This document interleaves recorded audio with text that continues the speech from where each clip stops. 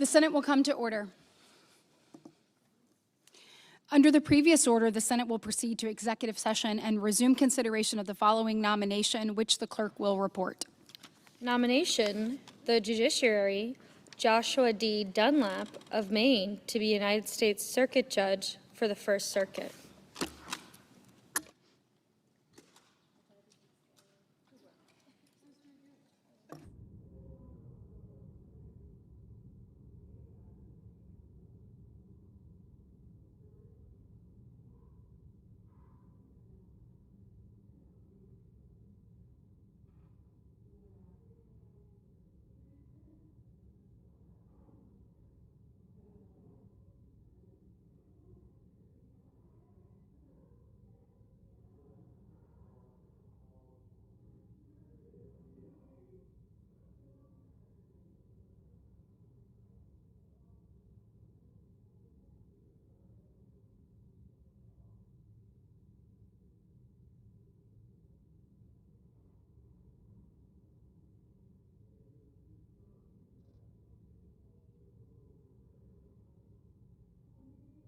Is on the nomination.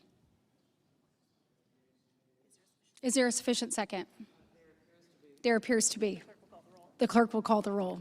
Ms. Alsobrooks, Ms. Baldwin, Mr. Ranks, Mr. Barrasso, Mr. Bennett, Mrs. Blackburn, Mr. Blumenthal, Ms. Blunt-Rochester, Mr. Booker, Mr. Bozeman, Mrs. Britt. Aye.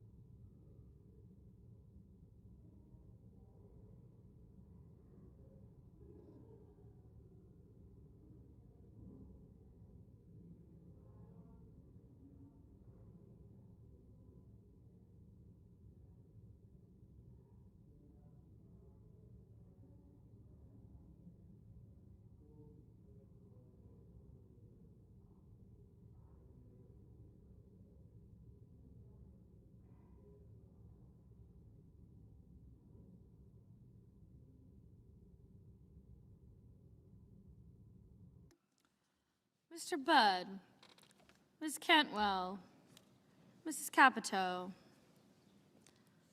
Mr. Cassidy, Ms. Collins, Mr. Coons, Mr. Cornyn, Ms. Cortez Masto, Mr. Cotton,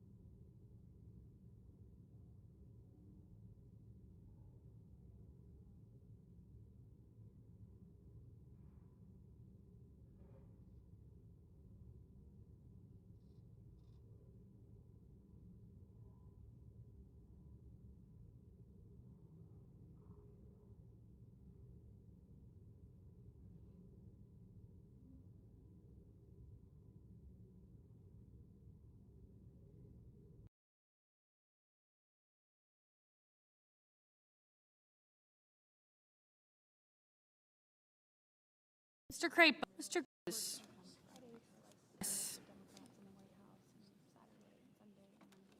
Mr. Daines, Ms. Duckworth, Mr. Durbin, Ms. Ernst, Mr. Fetterman, Mrs. Fisher, Mr. Gallego, Mrs. Gillibrand, Mr. Graham,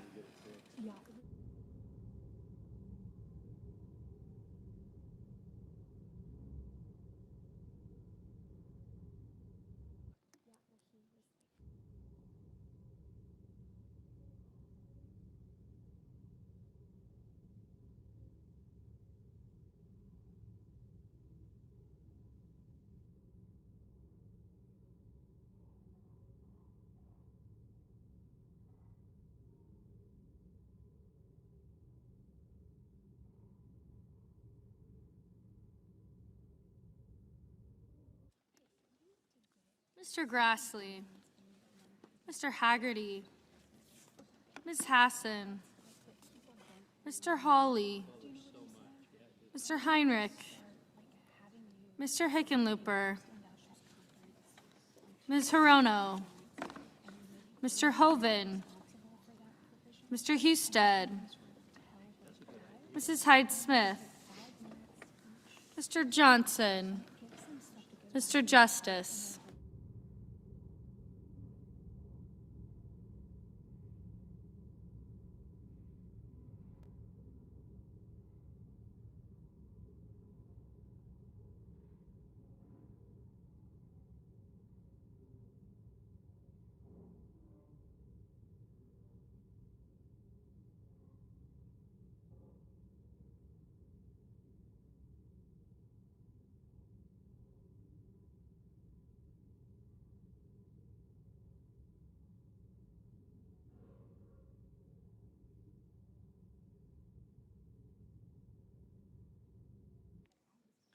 Mr. Kane, Mr. Kelly, Mr. Kennedy, Mr. Kim, Mr. King,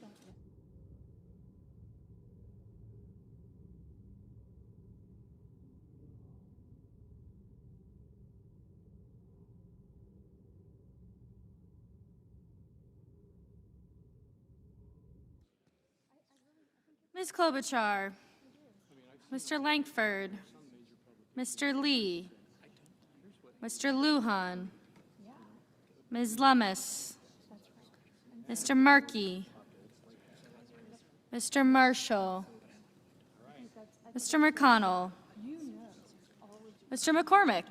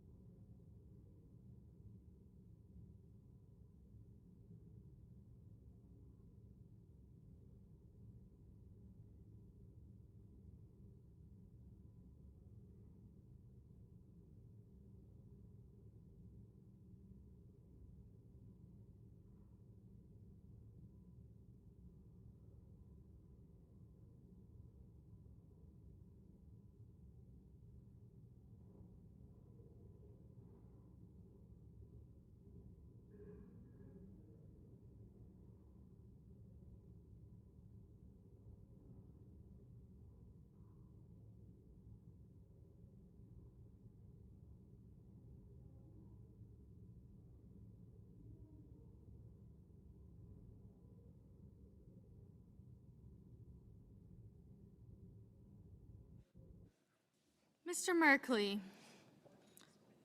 Mrs. Moody,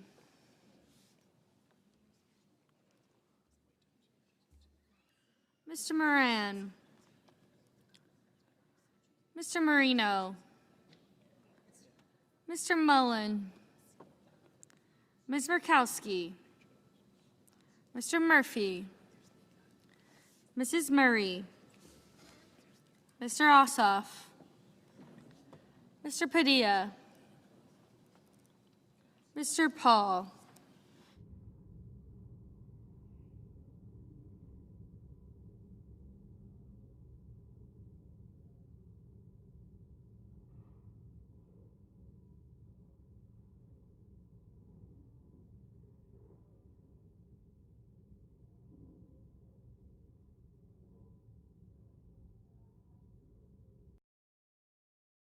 initiatives in our federal government and is returning our country to a merit-based society based on common sense. President Trump protected opportunities for women and girls to compete safely and fairly by continuing to keep men out of women's sports. Americans have a president who works tirelessly, literally 24/7, to improve their lives and make our country better than it has ever been before. So with that, today we will open it up to questions, and we will start with our independent journalist in our new media seat, Julio Rosas. Julio, please start. Thank you. Thanks, Caroline. So over the weekend in Mexico, a mayor in Michoacan, Carlos Manso, he was assassinated celebrating Dia de Muertos with his family. His assassination has sparked a lot of outrage. A lot of Mexicans are very upset. They're blaming President Claudia Sheinbaum for not taking the cartel threat seriously enough. Yesterday, she said that, once again, she's not going to allow any foreign military intervention to take on the cartels on Mexican soil, and that Mexico is not going to pursue a drug war similar to what they've done in the past. So my question is President Trump satisfied with Claudia Sheinbaum's approach to cartels? And if not, has Manso's assassination kind of opened up some new options for the United States to pursue regarding cartels? Well, first of all, with respect to this specific news item and this alleged assassination that took place in Mexico, I know the Trump administration, we are aware of that, and of course we condemn all political violence anywhere in all forms. As for Claudia Sheinbaum and the president's relationship with her, I think he has a lot of respect for her as president of Mexico, and he also really appreciates the coordination that she has provided to the Trump administration. I can't speak for her and what she's doing internally in her country. I can speak for the president in saying we are continually pushing Mexico to do more to tackle the drug trafficking and the drug cartels within their country, and we are working with them in any way that we can. And the president has obviously used the full range of executive options in his authorities to crack down on drug trafficking at our southern border.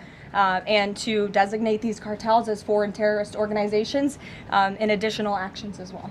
Just one more question. Sure. So at the Antifa roundtable that we were at just last month, myself and the other panelists made the recommendation to the president for, speaking of foreign terrorist organizations, to have Antifa not just be domestic terrorist organization, but be designated as a foreign terrorist organization since they have cells in other countries. He mentioned to Secretary Rubio, because he was in the room at the time, to look into that. So I just wanted to see if there's an update on that recommendation. That process is most definitely taking place. I don't have any announcements for you on that today, but I can certainly assure you the administration is working on it, and I'll check in on it and get back to you, Julio. It's a good question. Thank you very much. Jackie.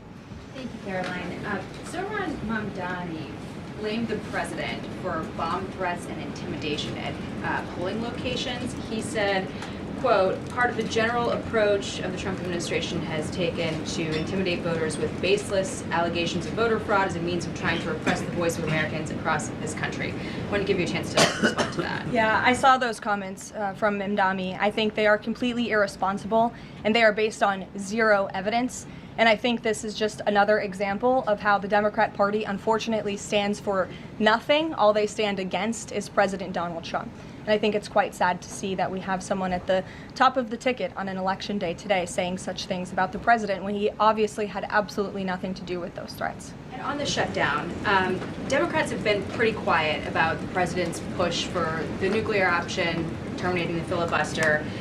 Is there any concern around here that Democrats might actually want Republicans to get rid of the filibuster so that one day when they're in power again, the door's already open for them to pack the Supreme Court, give statehood to D.C. and Puerto Rico, make mail-in balloting permanent, those kinds of things? I think the president has been very realistic and strong in his position on the filibuster. He's been very vocal about it. I just spoke to him about it. He feels really strongly about this.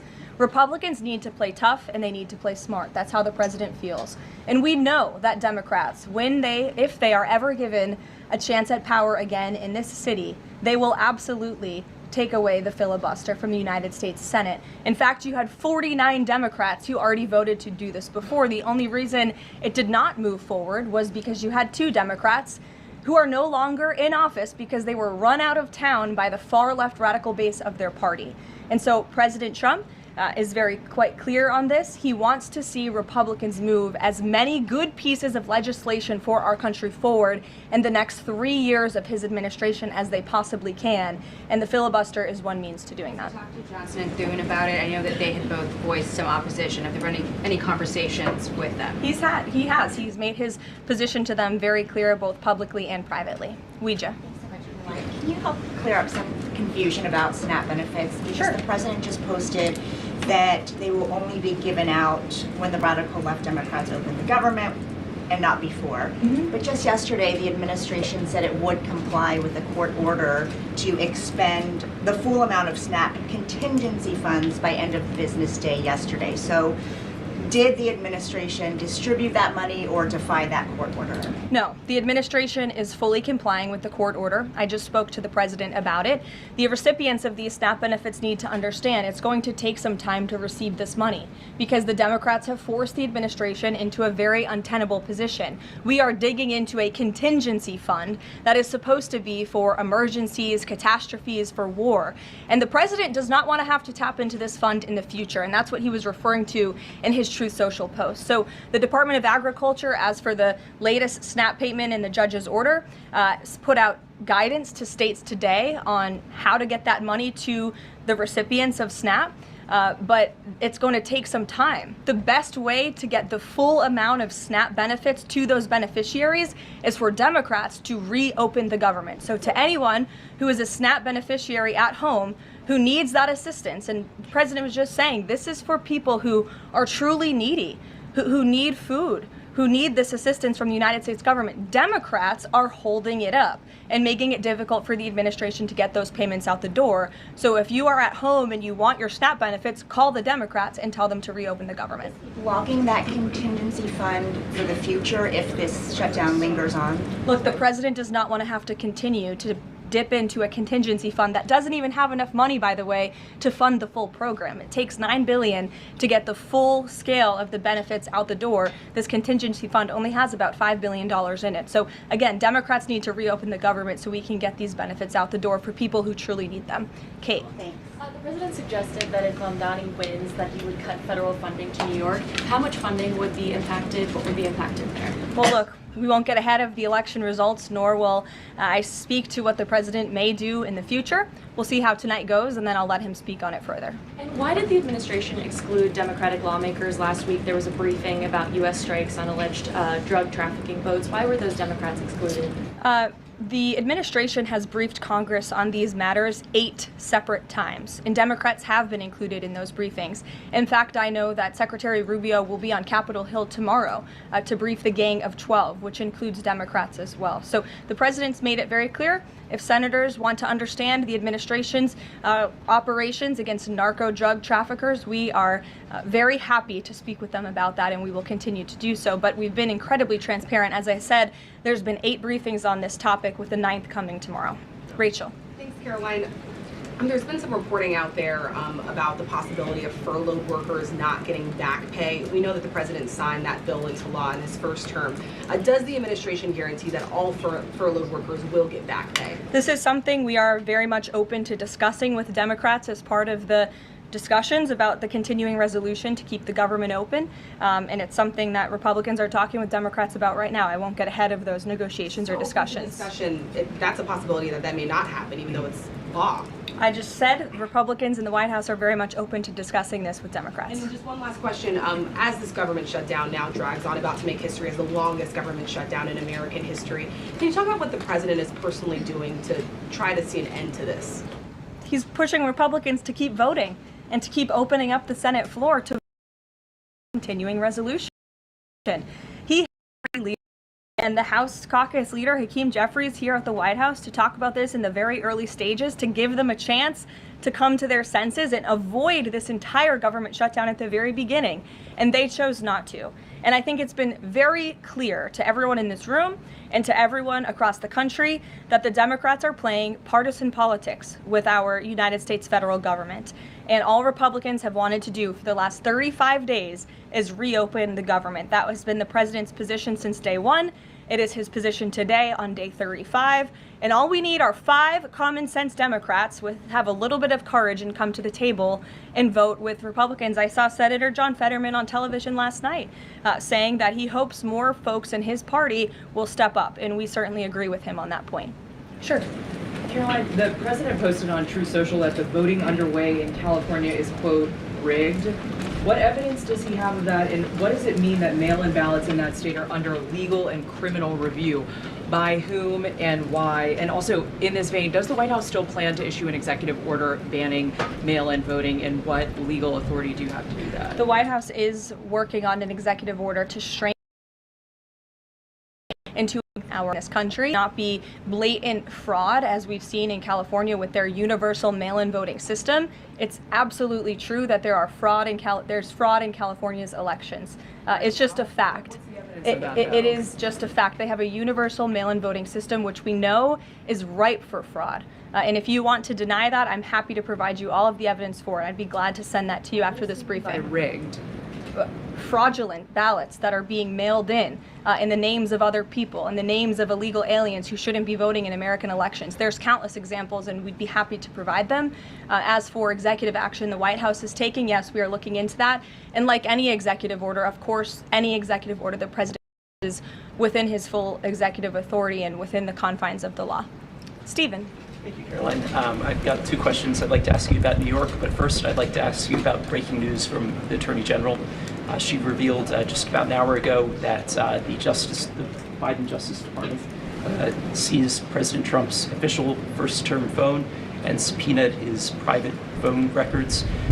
Do you have a reaction to that? And also, do we know if they actually got those private call records? I saw the Attorney General's post on that. For additional questions, I would refer you to the Department of Justice, but I think this is just further evidence of the egregious overreach and weaponization of government that took place under the previous White House against then former President and now President Donald J. Trump. It was a clear effort by the Biden White House and the Biden DOJ to go after the president, and this is just further evidence of that.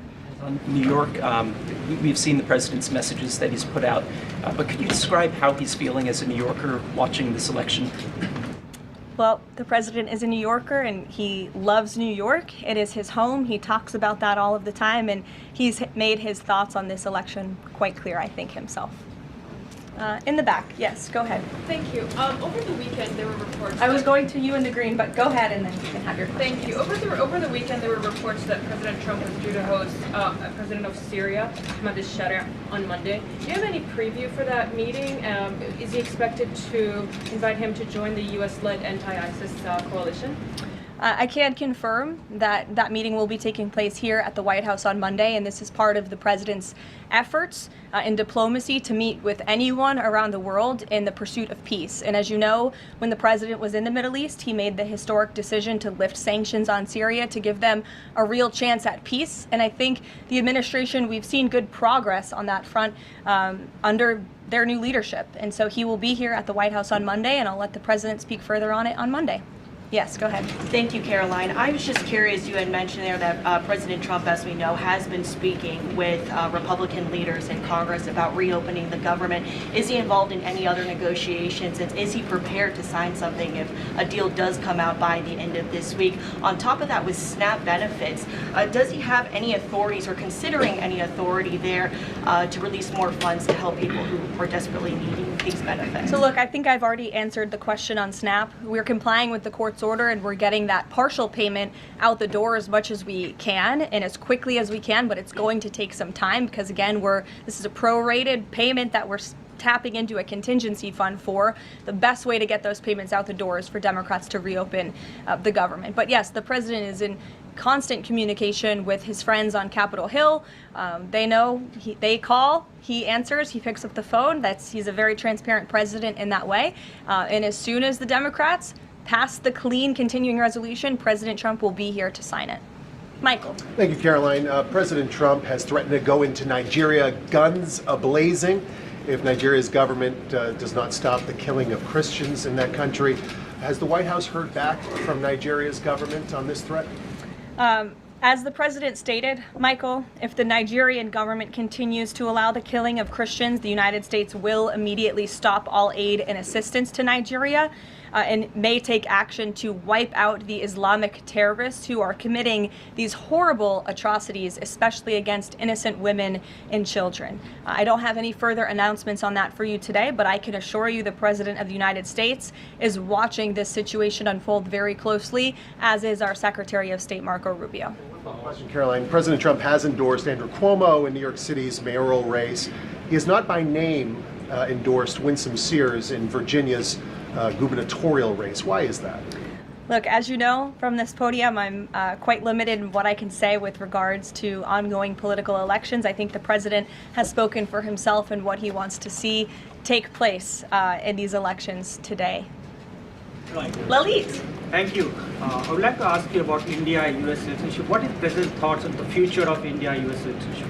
I'm sorry, Lalit, can you repeat that? What is President's thoughts on future of India-US relationship? I think he feels very positive and strongly about it. As you know, he recently, a few weeks back, spoke to Prime Minister directly when he celebrated in the Oval Office Diwali with many high-ranking Indian American officials here at the White House. We have a great U.S. ambassador to India in Mr. Sergio Gore, who will represent our country very well. And the president and his trade team continue to be in very serious discussions with India with respect to that topic. So I know the president has great respect for Prime Minister Modi, and they speak pretty frequently. Thank you. Hi, yes. On the air traffic controller crisis ongoing, Secretary Duffy said he will now start to cancel and ground flights next week to maintain safety. Should people fly next week given this new information, and is the administration encouraging people to stop flying altogether and look at alternative transportation modes? The administration is encouraging Democrats to reopen the federal government so this chaos and disruption to our air traffic control system in the United States of America stops. It is ridiculous that we have even gotten to this place and that the Democrats have continued to shut down the government with 35 days, our air traffic controllers continuing to work unpaid, every single major airline in our country coming out and begging the Democrats to please reopen the government. And you had a Democrat staffer who was quoted, I believe in Politico a few weeks back, saying, short of planes falling out of the sky, we are not going to reopen the government. That is a reckless and dangerous statement from someone who didn't want to put their name on that statement, but we know it came from the Democrat Party. And I think we're very clear. We want to reopen the government so we can resume travel in the safest and most efficient way possible, especially as we head into the busiest travel season of the month. And so Americans across the country need to make it clear to their Democrat representatives that we want this government to be reopened so we can resume safe and efficient travel. Fran. Thanks, Caroline. As of last I checked, the president still had not commented on the death of former Vice President Dick Cheney. Is the White House involved in the funeral arrangements in any way? Does the president plan to speak at the funeral? Has he spoken to anyone in the Cheney family today? And does the White House have an opinion on whether or not the former vice president should lie in honor or stay in the Capitol? I don't believe the White House is involved in that planning, or at least hasn't gotten to it yet. I know the president is aware of the former vice president's passing, and as you saw, flags have been lowered to half staff in accordance with statutory law. Jasmine. Thank you. Back on the question of the filibuster, how much political capital is President Trump willing to expend to get Republicans to do what he's asking? I mean, will we see him at the Hill? Will he be calling folks over here? What exactly is President Trump planning to do outside of these true socials and maybe some of these private conversations to get Republicans to fall in line? Look, I think you'll see. I think you'll see the president continue to engage very strongly and consistently with his friends on Capitol Hill. I don't have any meetings to read out for you at this time, but I think you should stay tuned and keep your eyes on Truth Social on this matter. The president's making his position on it quite clear. And again, he is right. Republicans need to play tough. We know that this is what the Democrats will do if they are ever given the keys to power again. And he wants to pass as many good pieces of legislation as we possibly can for our country and for our people. That includes election integrity reforms. It includes additional tax policy. It includes, fixing our immigration system further in ways that only Congress can. And the president fears with a Democrat Party that is so radical and opposes everything he does and everything he says, this is the only option for Republicans to move forward. Karen. Question. President Trump said to CBS in the 60 Minutes interview that he did not know the Binance founder, which he pardoned. What exactly did he mean for that? I know it caused. He means he does not know him personally. He means he does not have a personal relationship with this individual. And when it comes to pardons, the White House takes them with the utmost seriousness, and the president understands the responsibility that he has as president to issue clemency and issue pardons to individuals who are seeking that. That's why we have a very thorough review process here that moves with the Department of Justice and the White House counsel's office. There's a whole team of qualified lawyers who look at every single pardon request that ultimately make their way up to the President of the United States. He's the ultimate final decision maker. And he was very clear when he came into office that he was most interested in looking at pardoning individuals who were abused and used by the Biden Department of Justice and were over-prosecuted by a weaponized DOJ. And the individual you're referring to, that was certainly the case. Even the judge in his case said that the sentencing that the Biden administration was asking for was egregious and went too far. And so the president is correcting that wrong, and he has officially ended the Biden administration's war on the cryptocurrency industry, and I think that's the message he sent with this pardon. Karen, yes. Back on the issue of back pay for furloughed workers, you said that the White House is open to discussing that with Democrats, but what would that discussion even be? There was a law, the president signed it in 2019. What could a discussion look like? Why is that even open for discussion? Look, Karen, as I said, Republicans are talking about that with Democrats right now, and I don't want to get in the middle of those sensitive conversations. But as we've complied with the SNAP order, the White House, the administration is always going to comply with the laws. We're always going to comply with the ruling of judges across the country. But the Republicans are discussing this matter with Democrats right now. Why would there even be a consideration of not paying those workers? News Nation. Big day in the Supreme Court tomorrow with President Trump's tariff policy facing a legal challenge. What's at stake with that case? And if the Supreme Court rules against the Trump administration, what is Plan B for trade policy? I'll tell you, the White House is always preparing for Plan B. It would be imprudent of the president's advisors not to prepare for such a situation. With that said, we are 100% confident in the president and his team's legal argument in the merits of the law in this case, and we remain optimistic that the Supreme Court is going to do the right thing. The importance of this case cannot be overstated. The president must have the emergency authority to utilize tariffs. Look at what President Trump has been able to do with the leverage and the power of tariffs. He's been able to sign peace deals all over the world and end global conflicts and literally save lives. He's been able to bring in trillions of dollars of investments into our country. In fact, this year alone, we are going to cut the deficit by $600 billion, namely because of the president's effective use of tariffs. And the president strongly believes that economic security is a matter of national security, and tariffs have a lot to do with that. And this case is not just about President Trump. It's about the use of this emergency authorization for tariffs for future presidents and administrations to come, and we're confident and hopeful that the Supreme Court will do the right thing. Kristen. Why did President Trump get an MRI during his recent visit to Wall Street? Look, as President Trump said, he would inquire with the physicians. I'll check back on that. But as the physical itself stated, Kristen, and as you all know, because you were all witness to it, every single day the president is in optimal physical health. This was a follow-up appointment, and we provided a detailed readout of that physical. I'm happy to give it to you again, and I can inquire further. With all due respect, an MRI is a very specific procedure. It's done on a part of the body looking for something specific, so it's not generally part of any kind of routine checkup. And in addition, President Trump has said that he wants to be transparent. He told us to ask the doctors, which we have and have not heard back. Why don't we have more information on this? As I said, I'll check back for you. Go ahead. Karen, can you update us on the mediation efforts this administration is leading in Sudan, trying to achieve a ceasefire there? Sure, yes. The United States is actively engaged in efforts to bring about a peaceful resolution to the terrible conflict in Sudan. We remain committed to working with our international partners, including Quad members, Egypt, Saudi Arabia, the UAE, as well as others, to lead a negotiated peace process that addresses both the immediate humanitarian crisis and the longer-term political challenges. I actually spoke with Secretary Rubio about this morning, as of course there's been, kind of an uptick in recent reporting on the matter, and he assured me that the administration is very much engaged. We're in pretty frequent communication with those Arab partners that I just mentioned, and we want to see this conflict come to a peaceful end, just as we have with so many others, but the reality is it's a very complicated situation on the ground right now. Yes. Hi, yes. Just trying to go back into the subject of Mexico. Is the Trump administration planning to send U.S. troops to Mexico to combat drug cartels, as reported by other outlets? That's not something I would confirm from this podium if it were happening, so I will not comment on that. Eamon. Thank you, Caroline.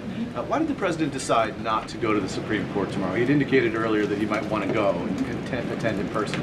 Yeah. And I was saying it's not going to go. Why? The president did have an interest in attending the Supreme Court hearing tomorrow, as I just expressed how important it is to him, the administration, and the country, this case. But he is traveling to Miami tomorrow, as you all know, to give an economic address with the mayor of Miami and many global business leaders to talk about his historic success with the economy over the past 10 months and talk about sort of where we are headed as a country in terms of our economy. So he'll be traveling tomorrow on the road in Miami. That's why he won't be here, but Secretary Scott Bessent will be in attendance at the hearing tomorrow at the request of the president.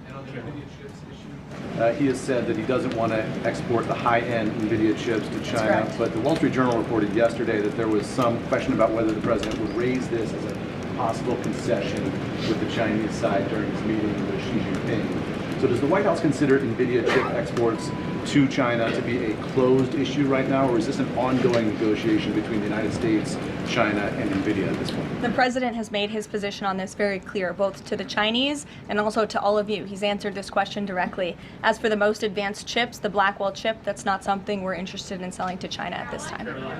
Annie? Does the president think that the results of the Virginia or New Jersey gubernatorial races tomorrow or statewide races tomorrow will in any way reflect a voter sentiment towards his administration? Look, Annie, I'm not at liberty to talk about the election results, and I certainly won't get ahead of them. I'm not going to engage in hypotheticals that may or may not happen tonight. We'll have to watch and see. And I'm sure you'll hear directly from the president tomorrow on that point. Quickly on SNAP, just really quickly, is there anything that prompted the president's tweet this morning? Because it did seem quite different from some of his other communications about SNAP. It seemed a little bit out of the left field. I'm just wondering if he had a conversation or if there's anything you're aware of that caused him to decide to, at around 11 o'clock, to send out that message. Look, the president is constantly well read on the news, as you know, and he is very much aware we are in day 35 of a government shutdown in which these SNAP benefits, we're pushing them out the door. USDA put out that guidance to the states this morning. The president was aware of that, and he wants to make it very clear that these benefits are in jeopardy because of the Democrats, and they should just open the government so that we can continue getting these funds out the door in an easier and more efficient way.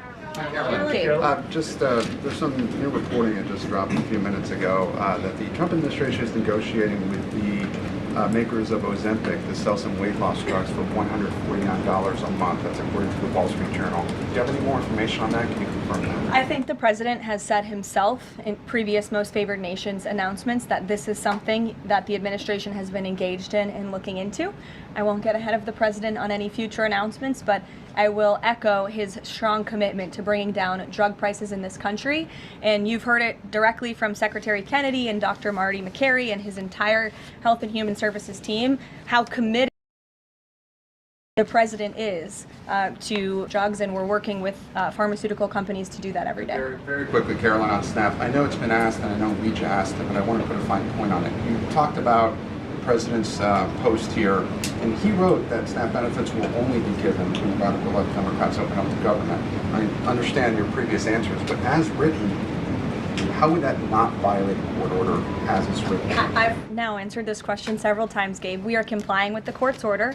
We are getting the payments out the door as quickly as we can. USDA sent the guidance to the state. The president is referring to future SNAP payments. He does not want to have to keep tapping in to an emergency fund and depleting it. In the case of a catastrophe in this country, he wants to have those funds preserved, as they should be. And he's made it very clear Democrats should reopen the government. I have one final positive note for all of you. I told you I would keep you posted when the White House would resume public tours. Well, I'm pleased to announce the Office of the First Lady has reopened the doors for public tours on Tuesday, December 2nd. There will be an updated route, of course, for guests in light of the ballroom construction that's taking place, but we very much look forward to celebrating the holiday season and the public and members of Congress, and anyone who wants to come visit the First Lady's beautiful decorations is welcome to go to whitehouse.gov/visit to sign up for a tour. Thanks, guys. We'll see you tomorrow.